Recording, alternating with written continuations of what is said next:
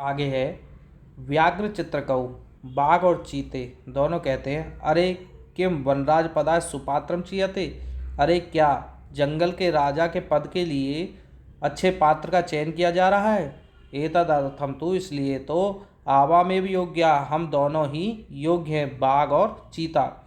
यस्य कस्यापि जिस किसी का भी चयनम कुर्वन्तु चयन हो सर्वसम्मत्या सर्वसम्मति से हो, जिस किसी का भी चयन हो वह सभी की सहमति से हो।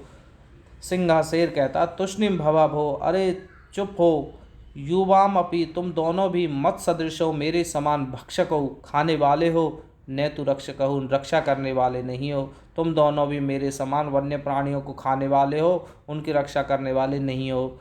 एते वन्य जीवाः भक्षकम रक्षक पद योग्यम न मन्यन्ते अतएव विचार विमर्शः प्रचलति। ये जंगल के जीव भक्षक को रक्षक पद के योग्य नहीं मानते हैं, इसलिए विचार विमर्श चल रहा है।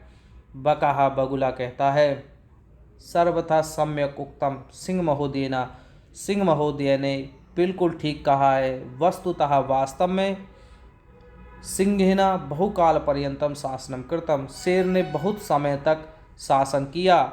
परंतु अधुना तो अब तो कोअपि कोई भी पक्षी एव राजेति, पक्षी ही राजा हो, इति निश्चेतव्यम, यह निश्चय होना चाहिए। अत्र यहाँ तो संस्थिति लेशस्यापि अवकाशः एव नास्ति, यहाँ पर तो संस्थिति लेशस्यापि बिल्कुल भी अवकाश नहीं है। अवकाश का मतलब कोई भी शक संदेह नहीं है। सर्वे पक्षिणः सभी पक्षी, उच्च ही जोर से, आम आम हाँ हाँ, कश्चित खगा एवं वनराजा भविष्यति इति, कोई पक्षी ही जंगल का राजा होगा इस प्रकार। परम कश्चिदपि खगाः आत्मानं विना न अन्यम कमपि अस्मै पदाय योग्यम चिंतयन्ति, परंतु कोई भी पक्षी आत्मानं बिना, अपने बिना, नान्यम कमपि किसी दूसरे को अस्मै पदा इस पद के योग्य चिंतयन्ति सोचते हैं, परंतु कोई भी पक्षी अपने बिना किसी दूसरे पक्षी को इस पद के योग्य नहीं सोचते हैं। तर्हि तो कथम निर्णय भवेत्, तो कैसे निर्णय होगा। तदा ते सर्वे, तभी उन सभी के द्वारा गहन निद्रायाम निश्चिंतम, गहन निद्रा में निश्चिंत होकर के सोए हुए उल्लूकम वीक्ष्य, उल्लू को देख करके विचारितम विचार किया, यद एषः कि यह आत्मश्लाघहीना, अपनी प्रशंसा से विहीन अर्थात अपनी प्रशंसा नहीं करने वाला, पद निर्लिप्त और पद की इच्छा न रखने वाला उल्लुक ही अस्माकं राजा भविष्यति, हमारा राजा होगा। परस्परम आदिशन्ति, एक दूसरे को आदेश देते हैं। तद आनीयताम निरपाभिषेक संबंधिना संभारा इति, इस समय तब आनीयताम लाएं निरपाभिषेक संबंधी, राजा बन के अभिषेक से संबंधित, संभार का मतलब सामग्री। तो क्या कहते हैं, परस्पर आदिशंति, एक दूसरे को आदेश देते हैं कि राजा के अभिषेक से संबंधित सामग्री को लाओ। सर्वे पक्षिणः सभी पक्षी सज्जाए गंतुम इच्छन्ति, सज्जा के करने के लिए जाते हैं। तर्हि तो अनायासमेव, अनायास ही सभी पक्षी तैयारी के लिए जाना चाहते हैं।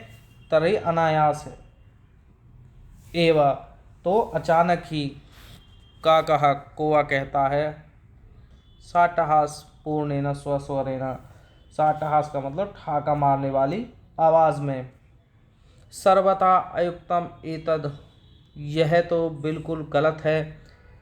यन मयूर हंस कोकिल चक्रवाक शुक सारसादिषु पक्षी प्रधानेषु विद्यमानेषु दिवान्दस्य अस्य करालवक्त्रस्याभिषेकार्थं सर्वसज्जाः, कहते हैं कि यह तो बिल्कुल गलत है कि मोर, हंस, कोयल, चक्रवाक, तोता, सारस आदि प्रधान पक्षियों के विद्यमान रहते हुए दिवा अंधस्य, इस दिन के अंधे, कराल वक्त्रस्य, कराल का मतलब भयंकर, वक्त्रस्य का मतलब मुख वाले, अभिषेकार्थम अभिषेक के लिए सर्वे सज्जा, सभी तैयार हो रहे हैं। यह तो बिल्कुल गलत है कि मोर, हंस, कोयल, चक्रवाक, सुख, सारस आदि प्रधान पक्षियों के विद्यमान होते हुए इस दिन के अंधे भयंकर मुख वाले उल्लू का राज्याभिषेक होने के लिए तत्पर हो रहे हैं। पूर्ण दिनम यावत् निद्रायमानः एव एषः कथम अस्मान् रक्षिष्यसि। पूरे दिन तक, यावत का मतलब तक, निद्रायमाना निद्रा में रहने वाला यह कथम अस्मान कैसे हमारी रक्षिष्यति रक्षा करेगा। वस्तुतः तो वास्तु रूप में तो वा वस्तुतः रूप में तो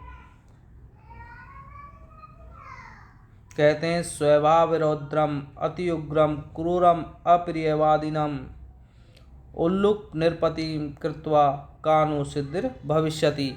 कहते हैं स्वभाव रौद्रम, इस उल्लू का स्वभाव कैसा होता है। स्वभाव रौद्रम, स्वभाव से रुद्र यानी क्रोधी, अति उग्र अत्यधिक डरावना, क्रूरम क्रूर स्वभाव वाला, वादिनम बहुत ही कड़वी बोलने वाला, अप्रिय बोलने वाला, उल्लूकम निरपतिम कृत्वा उल्लू को राजा बना करके कानु सिद्धि भविष्यति कौन से कार्य की सिद्धि होगी। स्वभाव से क्रोधी, अत्यधिक डरावना, क्रूर और अप्रिय बोलने वाले उल्लू को राजा बना करके हमारे किस कार्य की सिद्धि होगी। तथा प्रविशति प्रकृति माता, इसके पश्चात प्रकृति माता प्रवेश करती है।